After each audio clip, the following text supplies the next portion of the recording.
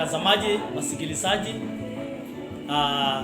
subscribers and the followers who are following us in YouTube, also in Facebook. I would like to greet you this morning in the name of Jesus. Praise the name of the Lord. Bwana asifiwe. I'm very much happy. I'm very much touched by you for your motivation and encouragement which I'm getting from you, and your comments that you are giving on our sermons. I'm very much grateful for that, and I wish you continue to listen to our sermons and also to follow our sermons day after the other. On the same note, I would also to encourage and to welcome those people who are near around us in the town. You are also invited to fellowship with us every Sunday. We are here. We need you in our fellowship. Then you may accompany us, and we may be blessed together in the fellowship of the Lord. Praise the name of the Lord.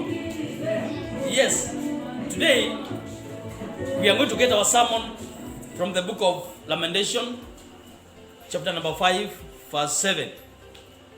The book of Lamentation, chapter 5, verse 7. The Bible says, "Our fathers sinned and are no more, but we bear their iniquities. Servants rule over us. There is none to deliver us from the hand." We also read from Jeremiah 31, verse 29.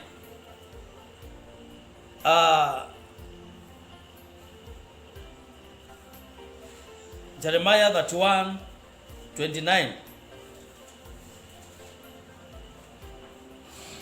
"In those days they shall say no more, the fathers have eaten sour grapes, and the children's teeth are set on edge.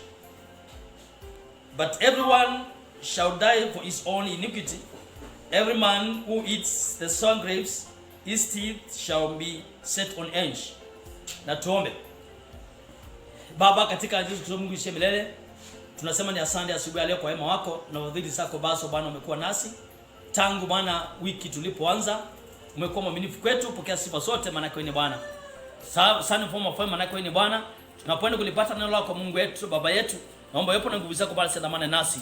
Na ni kwa jina nazungumza na kuamini. Amen. Basi kama vile nimesoma kwenye hicho kitabu, Biblia inasema kwamba kwa sababu la makosa ya wazazi wetu sisi tunaumea, sisi tunaangamia.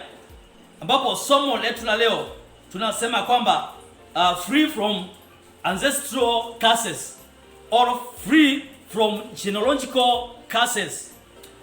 Watu wamepata laana ambazo si zao. Watu wameumea kwa makosa ambayo si zao. Watu wamelaaniwa kwa laana ambazo si zao. Na hapa kulingana na vile Biblia inasema kwamba nyakati za enzi za kale, wakati wa Musa, pale Biblia inasema kwamba makosa ya wazazi yaliwekwa mpaka kwa kizazi cha pili, kizazi cha tatu hadi kizazi cha 4. Ukisoma kwenye kitabu cha Kutoka mlango wa 34 mstari wa 7, Biblia inasema kwamba kutoka kizazi cha kwanza, cha pili hadi cha 4 makosa yaliwekwa na yakawekelewa watoto na vizazi zao. Kwa hivyo nyakati hizo makosa hayakutoka kwa sababu baba amekosa, kwa sababu mama amekosa. Sasa hayo makosa na hiyo dhambi na hiyo laana inawekwa kutoka kizazi kwenda kingine. Kwa hivyo mambo yalikuwa mabaya sana. Na ndiposa sasa Biblia inasema kwamba kwenye kitabu cha Walawi ya kwamba jicho kwa jicho, jino kwa jino. Ukinifunja mkuu na funja mkuu wako. Ukinitoboa jino, uking'oa meno yangu na ng'oa meno yako. Ukinitoboa jino macho na toboa jicho yako. Kwa hivyo mambo yalikuwa ukinitendea mabaya pia na kwenda kurudishia mara hiyo. So that was what's happening. And now Mungu pale wakati Wanaisraeli walipokuwa nyikani akaghadhabika na akasema kwamba manake umenikosea. hakuna sasa kusamehewa. Dhambi itakaa, itafuata kisasi kwenda kingine. Na Mungu akasema kwamba hamtaingia kwa pumziko langu. You will never end to my rest. Hamtaingia nje ya ahadi. Wengi wakakufa pale jangwani ni kwa sababu kisasi na wazazi wamekosa. So that is why I say people need to be free, or people need to be set free from their ancestral sins, from their ancestral mistakes and their sins, because they went wrong or they sinned before the Lord. Their sins have been put, dhambi zao ziko pale na zimewekewa vizazi kwa vizazi. Na now this morning I'm saying watu wanapaswa kufunguliwa kutoka kwa mateka ya wazazi, kutoka kwa mateka ya vizazi za zamani, kutoka kwa vizazi ambazo zilipita. Eti ni kwa sababu shushu alifanya hiki, eti wewe hiyo makosa unabeba. Eti kwa sababu kuka alikuwa hivi, hiyo makosa yote inawekelewa wanjukuu. Sasa nasema kwamba watu wanapaswa kuwekwa huru kulingana na vile kitabu cha wala hapo Lamentation imesema kwamba wazazi walikosa na wamekufa, na dhambi zao zinawekelewa watoto wao. Now what did we do? Tutufanye nini? Kulingana vile Biblia inasema kwamba that is, we have a new covenant. We have a new covenant. And the new covenant came with Jesus himself. And he said, sasa yale maandiko hayatakuwa yameandikwa kwa mawe, bali yataandikwa kwa mwili. Itaandikwa ndani yetu sisi. Sasa zile amri zimewekwa ndani yetu sisi, tunazitenda kulingana na mapenzi ya Mungu mwenyewe. Kwa hivyo hayako tena kwa mabango. Maandishi hayako tena kwa mawe. Maandishi hayako tena kwa mabango vile yalikuwa, mbali yako ndani yetu sisi. Na tunayasoma kulingana na vile Mungu amenena nasi. Ndiposa Daudi akasema kwamba ameliweka neno la Mungu ndani yake ili asiweze kukosa. Maana yake ni neno ambalo linamulikia siku kwenda nyingine. So we have a new covenant. And the new covenant was brought by Jesus Christ himself. According to Isaiah chapter number 53. Biblia inasema kwamba Yesu Kristo mwenyewe alibeba dhambi zetu. Yesu Kristo alibeba makosa yetu. Pale msalabani alidhihakiwa, akadharauliwa, akapigwa mishale, akawekelewa kofia ya mimba. Yesu Kristo aliteseka pale msalabani ili kwamba akaondoe hizo laana zote. Akaweke kando hiyo hukumu yote kando. Akasulubiwa pale msalabani, akakufa kifo cha aibu ili kwamba nasi tukapata msamaha. Sasa hakuna tena kuwekelewa dhambi ya mzazi. Hakuna tena kuwekelewa dhambi ya shushu. Eti ni kwa sababu shushu alifanya hiki kitendo 50 years back. Sasa mjukuu anakuja kubeba hiyo laana. Hiyo Yesu Kristo alikuja kufunja. Bwana Yesu asifiwe sana. Amen. Piga Yesu makofi. Yesu Kristo alikuja toka juu mbinguni, akasema hizo vitu sasa anakuja kuzifunja, anaziweka kando ili kwamba yule ambaye anatenda dhambi akalaaniwe, akahukumiwe yeye mwenyewe. Sasa hakuna hukumu ya ati baba na watoto na mke wake na wote wanabeba pamoja. Ukifanya makosa, ukifanya dhambi ni yako mwenyewe. Mtoto akifanya makosa ni yake mwenyewe. Sasa kulingana na Wagalatia 3 mstari wa 13, Biblia inasema kwamba Yesu Kristo alibeba laana. Alibeba laana yetu. Ile laana ambalo tulikuwa tumelaaniwa, hiyo hukumu yote ikakuwa kwake. Akaitwika mabegani mwake. Sasa aliweka mabegani mwake ili kwamba nasi tuwe huru. So he destroyed the veil. Aliweka wakati alikuwa pale msalabani, he broke the veil.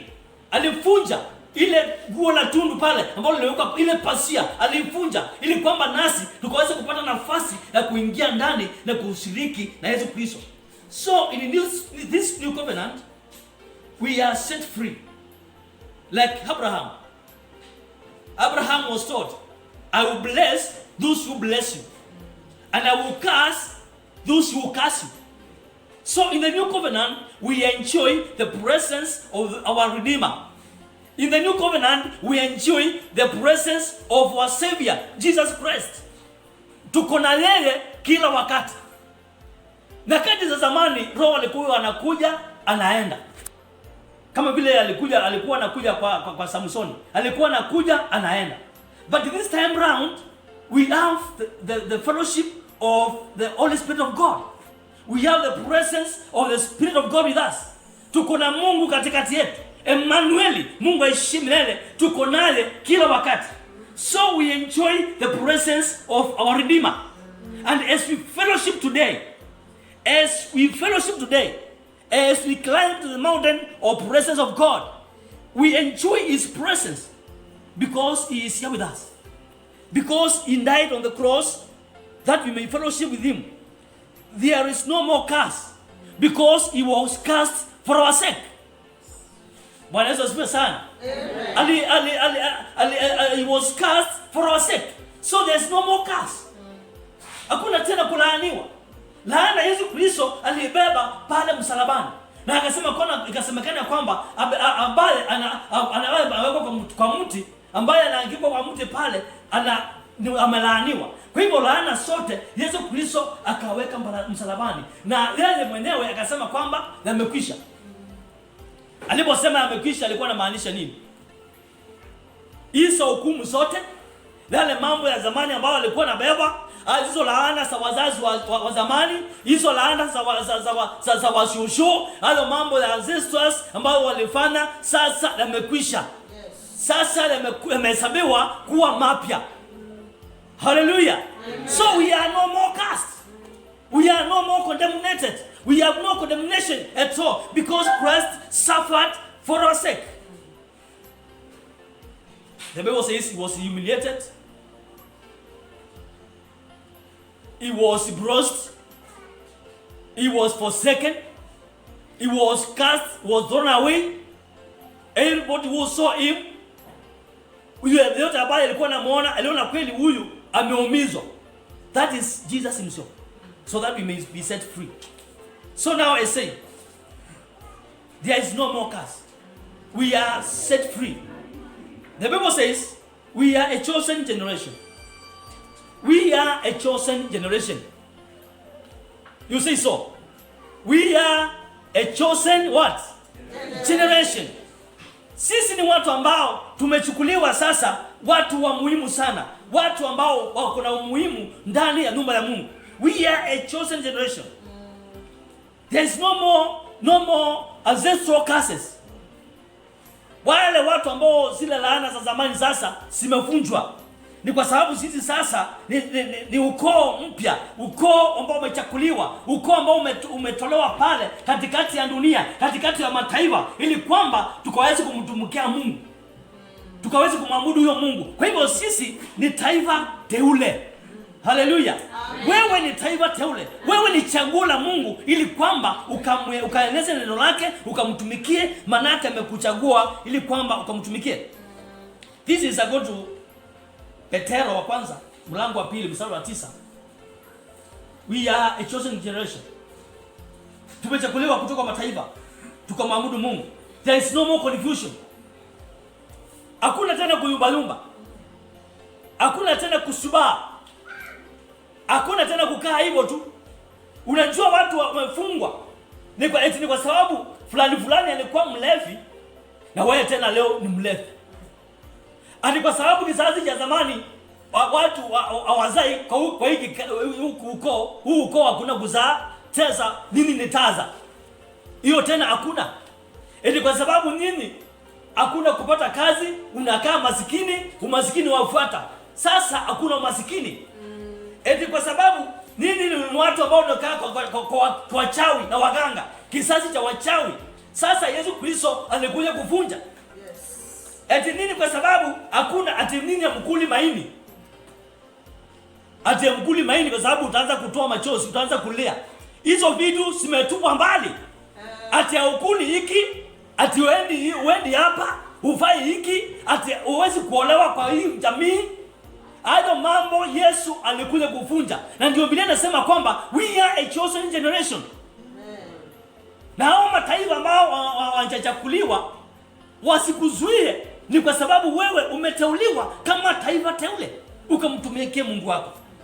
And having been chosen, we stand before the Lord. We worship him before his altar.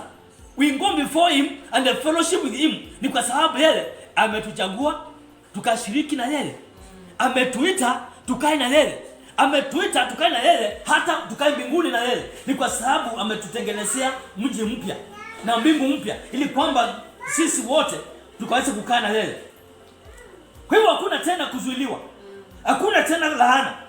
Biblia inasema kwamba Isaya 54 mstari wa 17, Biblia inasema kwamba no weapon formed against us shall prevail, and every tongue that raises against us we shall condemn that tongue. Kila ulimi ambao unayetuinukia na kila mzigo ambao umetengenezwa kinyume nasi hautafaulu, because ni kwa sababu tuko na Mungu mkuu, tuko na Yesu upande wetu. Haleluya! Hakuna silaha ambayo imetengenezwa kinyume nasi itaweza kufaulu. Wachawi wametuinukia, maadui wetu wametuinukia, waganga wametoa hata tarabiu, watu wametoa kafara ili kwamba tusiweze kuendelea. Lakini asubuhi leo natambiri nikisema ya kwamba hayatatupata, ni kwa sababu tutasimama kinyume na tutalaani kila ulimi ambao umetamka kuanguka kwetu. Wametoa mang'ombe, wametoa pesa ili kwamba wachawi watutamkie mabaya, ili kwamba wachawi watamke sisi tutakufa, hatutasoma, hautaolewa, hautapata kazi, utakufa masikini, utakuwa hivi na vile. Yote asubuhi ya leo tunakataa katika jina la Yesu Kristo. We are going to prosper because the one who called us is faithful. Mwenye amefunga majini yake, majini aweke sawasawa. Majini yake aweke sawasawa. Si eti kwa sababu fulani alikuwa amefunga majini na yamemshinda na tusumbue. Usiku mawe ndio hiyo. Ati mama hawezi kulala kwa sababu ya mapepo na majini ametumiwa. Biblia imesema kwamba sasa makosa ya wazazi hayatawekelewa watoto.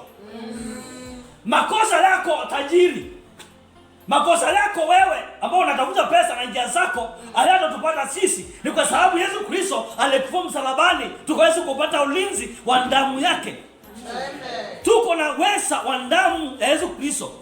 Maana yake alipomwagika pale msalabani alisema kwamba yote yamekwisha. Yes. Haleluya. Yes. Pika Yesu makofi mazito. Hivyo wende wameweka mambo yao hayatatusumbua. Ni kwa sababu Yesu Kristo ametuweka huru. We are set free. As Galatians chapter 5 verse 1.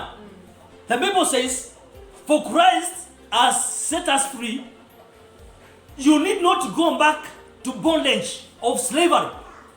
Ni kwa sababu Yesu Kristo ametuweka huru.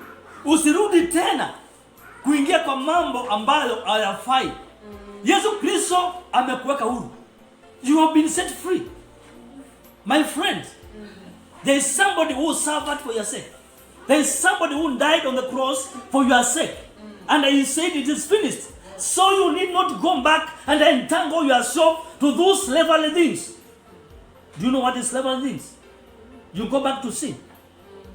You go back to sin. So because Christ has set us free, and because Christ has put everything that has been put against us aside, we need to worship him. We need to fellowship with him. Ni kwa sababu yeye mwenyewe alibeba hayo makosa yote. Yeye anasema kwamba sasa we need to enjoy. We need to fellowship with him. We need to celebrate his mightiness. We need to celebrate his presence. Ni kwa sababu ako pamoja nasi. Lazima kanisa tuinuke, tuende mbele za Bwana, tuseme ni asante, ni kwa sababu yeye amefanya makubwa, ametenda mema. Aliweza kuyatenda pale msalabani. Hata leo tunakuwa mbele zake ni kwa sababu ya uweza na nguvu zake. Kwa hivyo kanisa au tuna budi kunyenyekea mbele zake na kushiriki wepo na nguvu zake. Maana yake kusudi lake ni jema maishani mwako. Kijana, muamini huyo Mungu. Hakuna tena kulaaniwa. Hata kama wazazi wako walikosa, hayo makosa si yako. Hata kama shushu alikuwa mlevi, hiyo ulevi kataa. Hata kuna majina ambayo yameitwa watu, majina ya kiukoo, majina ya kishetani, majina ya mapepo, hayo majina tunayakataa siku ya leo. Na tunaomba kwamba watu wafunguliwe kutoka kwa hayo majina. Usipeleke kwa chawi, usipeleke mtoto kwa nganga, eti akamtengenezewe jina, eti akamandikishiwe jina. Lete katika hii madhabahu. Tuombe Mungu jina lako likuwe mpya tena. Maisha yako likuwe mpya tena. Pengine umeng'ang'ana, umehangaika hapa na pale. Uking'ang'ana ni njia gani? Utaweza kuacha pombe, utaweza kuacha vitina, utaacha mazigara, utaacha mambo ya ibada za sanamu na uchawi na uganga. Kuja katika hii madhabahu. Uamini Mungu na ufunguliwe katika jina la Yesu Kristo. Wanaokuja mbele ya madhabahu wanawekwa huru. Wanafunguliwa. Wanasherehekea ukuu wa Bwana. Wanaishi maisha ambayo wanakusudia katika hii dunia. Hawabebi laana za wachawi, hawabebi laana za watu wa zamani. Ni kwa sababu hakuna makosa ya mtoto yanahesabiwa kwa baba. Wewe nenda uimbe pale, baba yako atachukuliwa pale kwa polisi, ni wewe utaenda. Kwa hivyo hakuna makosa ya mzazi kwa watoto. That is how it is now. Na ni vizuri kanisa la Mungu twende mbele za Mungu, tumwabudu, tushiriki na yeye, ni kwa sababu yeye ni Bwana. Amen. Tusimame. Tunapaswa kwenda mbele za Bwana. Tumwambie Mungu tuko mahali hapa. Pengine umefungwa. Pengine umetekwa nyara. Pengine umewekwa kuzimu. Umefunguliwa pale na shetani. Basi asubuhi ya leo inakumbidi uende mbele za Bwana, umwambie Mungu, nataka unitenganishe na mambo ya ukoo. Unitenganishe na mambo ya shetani ambayo amenifunga, ili kwamba ukaweze kusherehekea ukuu wa Bwana. Mungu akukumbuka yale maisha unaishi. Kusudi la Mungu si uishi yale maisha unaishi. Kwa nini uteseke? Kwa nini uhangaike? Na Bwana Mungu amekufa kwa ajili yako wewe mwenyewe. Yesu Kristo alikuwa msalabani kwa ajili yako wewe mwenyewe. Yote yalimalizika pale msalabani. Haleluya.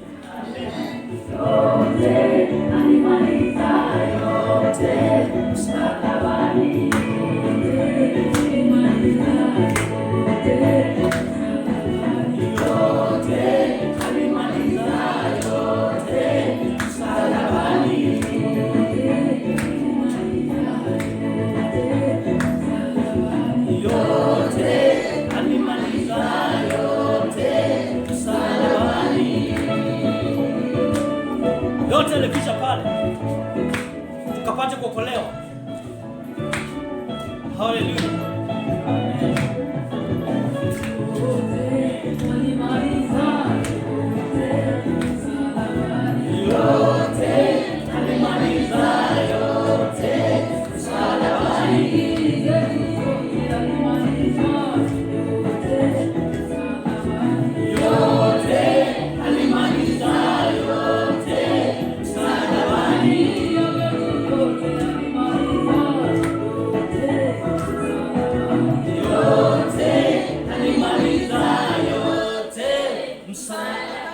Pengine umefinyiliwa, ungependa asubuhi tukaanze kuomba nawe. Basi enda mbele za Bwana, ukamwambia Mungu, niko hapa. Sema nyuma yangu, sema Bwana Yesu, naja mbele zako. Nakushukuru kwa uwepo wako. Nakushukuru kwa jinsi umenitendea. Ulikufa msalabani nikapata msamaha wa dhambi. Asante Yesu kwa kuniokoa. Naja kwako ukaniweke huru. Naja kwako ukaniunde tena katika jina la Yesu Kristo. Asante Yesu Kristo kwa uwepo wako, kwa upendo wako. Uwe nami na uniongoze. Na naja kwako nikiweka familia yangu na maisha yangu kwako, ukaniwezeshe. Asante Bwana. Asante Bwana. Asante. Thank you Jesus. Bwana Mungu shimele asante, asante kwa sababu ya kila mmoja, na kushukuru Mungu kwa na nguvu zako. Na barikisha kila mmoja mbele zako katika jina la Yesu Kristo, ili Mungu wetu, Baba yetu, Bwana kutuonekania. Nabarikisha kanisa lako, nabarikisha kila msikilizaji, nabarikisha hata kila mtazamaji. Mungu ishi milele, ukaonekane Bwana, ukambariki, ukaweze Bwana kuweka huru katika jina la Yesu Kristo. You suffered on the cross for our sake. You suffered on the cross for our sake. And Lord Jesus, we enjoy your fellowship. We enjoy your redemption, and we exalt your name. We bless your name this morning because you are worthy. You are worthy, our God, and we adore your name because you are worthy. Thank you for your presence. Thank you for everything. You are going to bless us. You are going to lead us. And in the name of Jesus Christ, we pray and believe. Amen. Amen. Amen.